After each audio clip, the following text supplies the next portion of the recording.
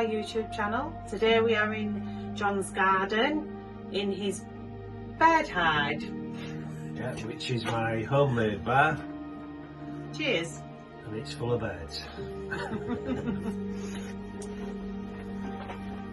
Sir, tell me how you started your wildlife photography. Yes, Leslie. It was COVID, early on in the shutdown. Went for an hour a day walking as per the rules, and I thought it's more to walking than this, and I just had this brainwave, let's do a bit of photography, photographing the wildlife. So that's how it all started. So some good did come out of COVID, and it went from there. Yeah, very good. So tell us, Dad, what YouTubers do you like to watch? Who inspires you to do what you do? Well, when I first started doing photography, immediately I was on the YouTube, and the first chap that I really liked was Simon Adley. He's such a talented guy. He's a talented artist, woodworker, and he took up wildlife photography, and his pictures are fantastic, and I've sort of followed him all the way through. And yeah, so Simon Adley was the first one, and then obviously the two that you like, Mike Lane and Dan Willis. But then there's a whole host of other ones which I follow. I follow about 40 on the YouTube channels, mainly Steve Perry, who is a wildlife photographer and big Nikon guy, so I use a lot of his videos to help guide me through.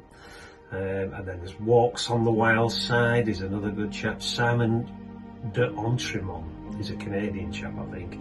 He has some good advice. And then there's Daryl Oakden and various others that I like and watch, and it keeps me entertained and keeps me informed, and really enjoy it. What is your favourite thing that you like to photograph? It can be, it doesn't just necessarily have to be a bird, it can be like something that you just prefer in general. Yeah, no, it is birds that I prefer to photograph. I can tell you my least favourite is ducks. But I think any birds of prey, I like to photograph, and kingfishers. Really, I really enjoy kingfishers. Yeah, they're fascinating. Because they're so fast, and it took me a couple of years before I even got a picture of a kingfisher. And then once I got one, it went to top of the lawn. I seem to get them on quite a regular basis. Although it's like the best place for them, really. Top of the lawn nature reserve for kingfishers, definitely. Yeah. So, like on my interview, what are your 5 favourite photos that you've taken of all time? Well, I'll start with my first one, which is a kingfisher, because I've tried to get this shot for the last 2 or 3 years, and I managed to get it, even though it's not the sharpest of pictures. It is a kingfisher just hitting the water. Its beak's just entered the water, and you can just see its eyes as it's going into the water. So that's probably my favourite shot I've taken so far. Another one was a juvenile bearded tit, and that was at I've forgotten the name of the place now, over the bridge, begins with A. Alkborough Flats. Alkborough Flats. Took me by surprise. There was 3 or 4 of these little baby bearded tits, or bearded reedlings is the correct term, and I got a nice picture. And your third one?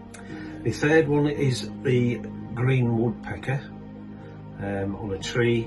It was the early days of me photographing. It was quite a long way away, so I've cropped it quite a bit. But I was so chuffed because it was the first time I'd seen a green woodpecker. So that's my third one. Yeah.